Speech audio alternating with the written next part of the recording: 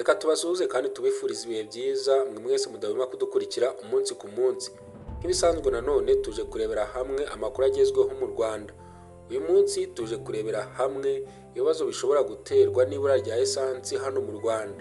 Nk'ibisanzwe njye mugiye kubana nitwa Journaliste Thierry. Ibuka gukanda subscribe niba utarabikora.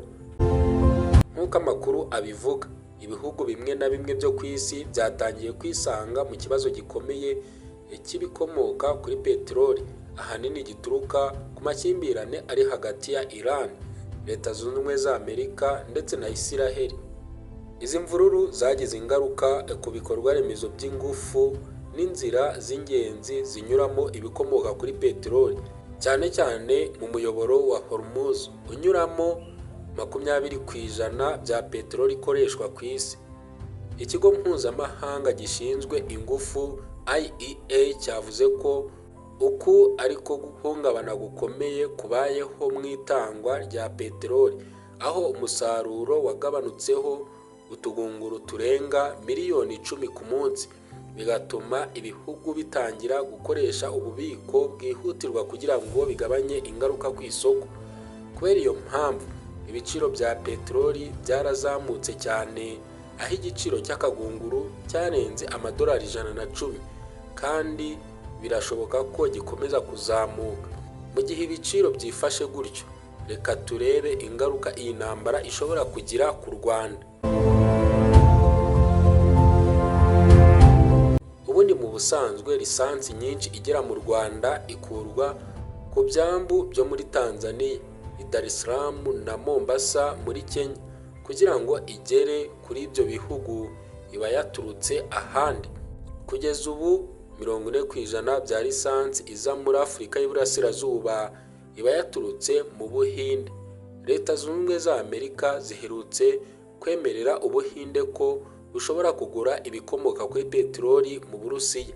Ibyo bivuze ko n'ubundi lisansi itangwa n'Ubuhinde izakomeza kuboneka, kabone n'iyo ibibazo byo muri Iran byakomeza kubaho kuko Uburusiya bufite nyinshi bubitse. Kugira ngo byumvikane neza impamvu lisansi iza muri Afurika y'Iburasirazuba ituruka mu Buhinde, nuko umuntu watsindiye kugemura ibikomoka kuri peteroli mu gace runaka ari we ugena aho ayikura bitewe n'aho abona azungukira cyangwa se azagarurizayo.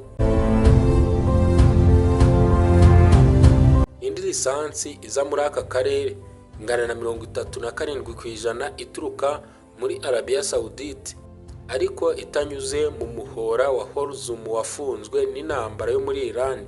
Uyu muhora uherereye mu majyaruguru ya Iran, ubwo ni mu majyepfo ya Oman, unyuramo nibura utugunguru twa lisansi miliyoni 21 ku munsi. Ibyo bingana nibura na 20% bya lisansi yose ikoreshwa ku isi.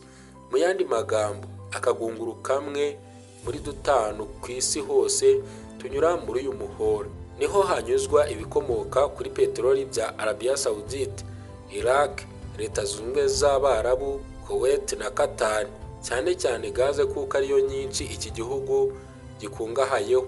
Uburayi n'ibihugu bya Aziya nk'Ubushinwa, Ubuhinde, Ubuyapani na Korea y'Epfo nibyo bigura byinshi mu bikomoka kuri peteroli binyuzwa muri iki gihugu.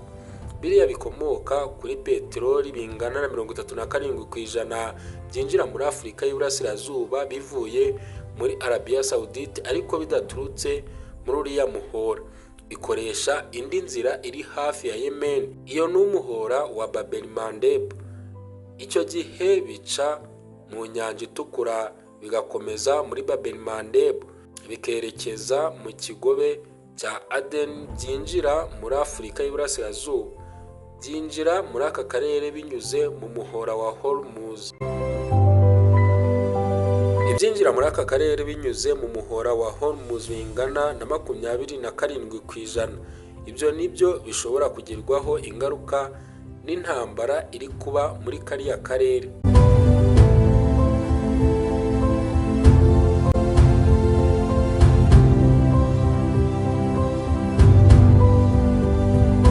Hateganyijwe ko kandi ibiciro bizazamuka mu Rwanda bidasanzwe mu mezi abiri ari imbere.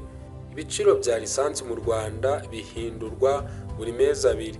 Impamvu ni uko kugira ngo lisansi yaranguwe mu mahanga igere mu Rwanda bitwara amezi abiri. Icyo gihe rero iyo bagiye gushyiraho ibiciro baba bagendeye ku biciro byaranguweho. Iyo yaranguwe kuri make icuruzwa kuri make, iyo yaranguwe kuri menshi icuruzwa kuri menshi. Muri iki gihe ibiciro biheruka mu Rwanda byashyizweho kuwa 4 Werurwe. Uwo munsi ku isoko mpuzamahanga akagunguru ka lisansi idatunganyije kaguraga amadolari 78.6. Tariki ya 19 Werurwe kageze ku madolari 97, ndetse ku ya 13 Werurwe kari kageze ku madolari 98.7.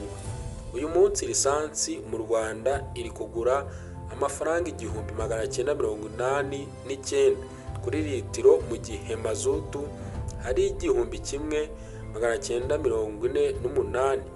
Icyo giciro cyagenwe hashingiwe ku cyo mu mezi abiri yari yabanje ku isoko mpuzamahanga, kuko nko ku itariki 5 Mutarama akagunguru ka lisansi idatunganyije kaguraga amadolari 58. Ubu ni hafi inshuro ebyiri. Bivuze ko mu biciro bitaha bizatangazwa nta kabuza bizaba birenga amafaranga 2,100 kure, kandi bizaba ari cyo giciro cyo hejuru kibayeho mu mateka y'u Rwanda. Muri iki cyumweru akagunguru k'ibikomoka kuri peteroli bitunganyijwe karenze 1,008 y'amadolari. Mu yandi magambo, mu mezi abiri ari imbere u Rwanda ntiruzahura n'ikibazo cy'ibura cya lisansi kuko rufite ububiko bwamaza igihugu amezi abiri, ariko ruzagira ibiciro biri hejuru cyane.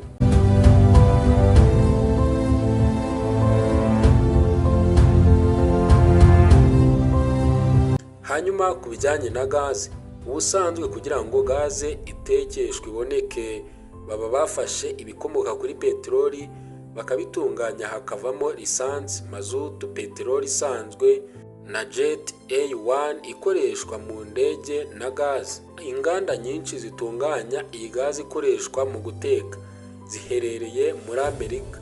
Leta Zunze Ubumwe za Amerika nicyo gihugu cya mbere ku isi cyohereza gaze nyinshi ku isi. Gaze ikoreshwa mu Rwanda izanwa mu karere na sosiyete yitwa Geogas, niyo ifite ibigega ku byambu.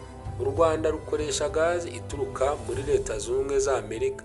Iramutse ituruka mu bihugu by'Abarabu hahita habaho ikibazo mu gihugu ako kanya, kuko kugeza ubu nta bigega u Rwanda rugira biyibika. Bivuze ko hagize imbogamizi iba mu buryo bwa gaze yinjira mu gihugu, nta cyumweru na kimwe cyashyira ingaruka zitagaragaye. Ngayo nguko uko byifashe ku byerekeranye n'ibituruka kuri peteroli cyangwa se ibikomoka kuri peteroli mu Rwanda. Tugushimira umwanya waduhaye. Nk'ibisanzwe nge nitwa Journaliste Thierry. Mukomeze mugire byiza. Hasta la vista.